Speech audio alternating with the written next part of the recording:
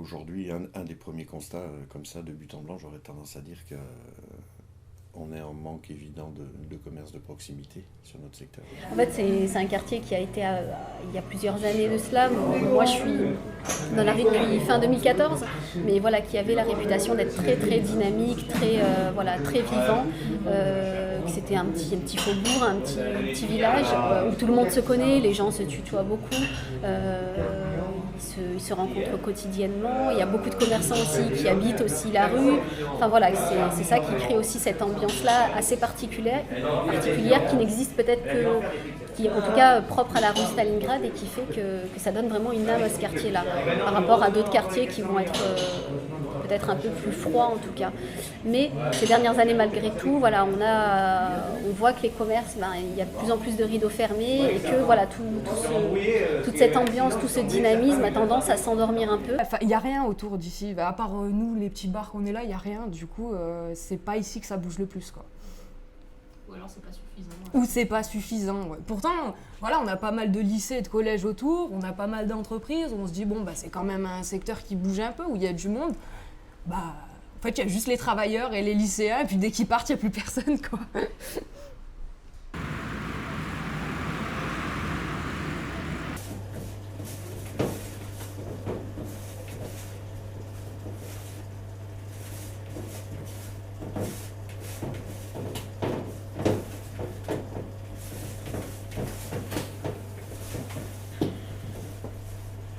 « 2011, j'ai d'abord bossé en... Ma mission, c'était de remettre en route le bar le soir, quoi. Et donc, puis un midi, je bossais pareil au bar et à la caisse, quoi. Je faisais pas du tout de la cuisine. Puis bon, ouais, comme l'affaire, elle fonctionnait bien. J'étais en instance, j'avais arrêté une autre affaire sur Céciné. Donc j'étais en instance, j'en cherchais une autre, quoi. Puis j'ai acheté celle-là. Et puis après, ça s'est raté. Je prêche pour la création de commerce, parce que ça fait vivre le quartier avec les habitants, etc. Donc c'est vrai qu'aujourd'hui, le quartier il a besoin d'un bon petit coup de boost. Tant à de nouveaux commerces qui pourraient arriver et surtout d'autres qui pourraient ne pas partir. Parce qu'il y a vraiment, nous on s'évertue à le dire, il y a vraiment tout dans le quartier pour pouvoir en faire un micro-village, quoi. C'est assez rigolo, mais c'est vraiment cette dynamique-là. Parce que ça va du supermarché au petit commerce. Il nous manque encore quelques métiers de bouche pour rendre peut-être, on va dire, le début de la rue de Stalingrad encore plus attractif. Mais vraiment, il y a tout dans le quartier, quoi, pour pouvoir s'y sentir bien. Cette perspective de renouer avec ses fondamentaux, mais aussi avec l'histoire récente pour faire en sorte que la programmation d'un quartier comme celui-là soit une programmation mixte, beaucoup plus mixte que la simple programmation résidentielle telle qu'elle s'est faite sur les dernières ZAC, mais que ça soit un lieu de production, un lieu d'activité culturelle, sportive, récréative, d'échange, d'artisanat, d'éducation, etc. Et c'est cette promesse, parce qu'on a tous ces ingrédients au cœur ou autour, en périphérie de ce quartier Flaubert, que le challenge nous semble particulièrement intéressant. Alors ce qui est important, c'est d'avoir un quartier mixte au niveau à la fois social, donc pour mixer du logement social, du logement en accession, avec différents types d'accession.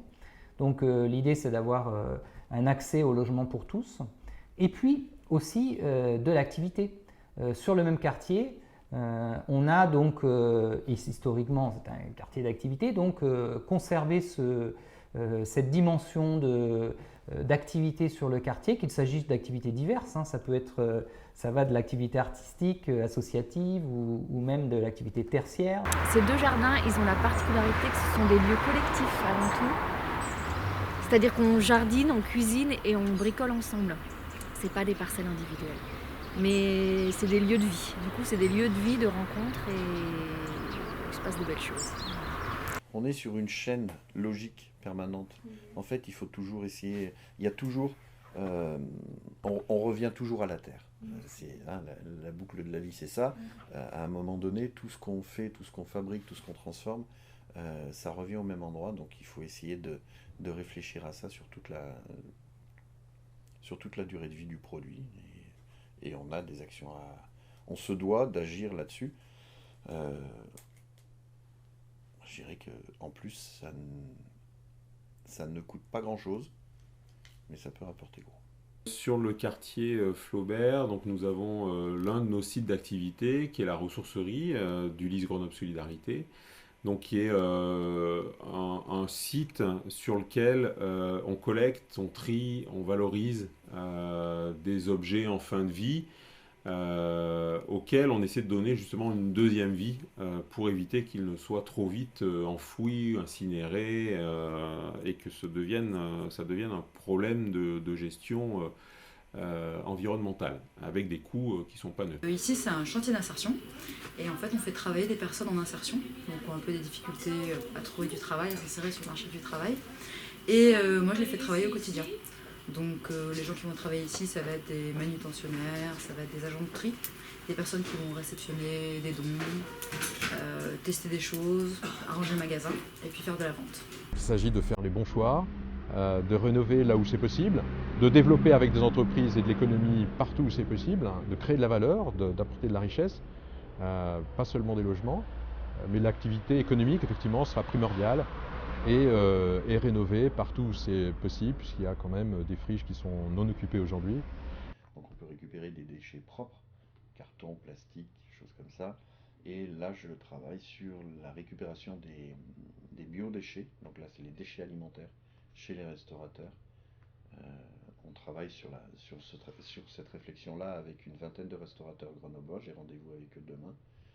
Il faut qu'on trouve le contenant adapté, qui soit hermétique, qu'on puisse récupérer chez eux quand on va les livrer et qu'on puisse ramener ici pour le traitement en compost éventuellement. Voilà.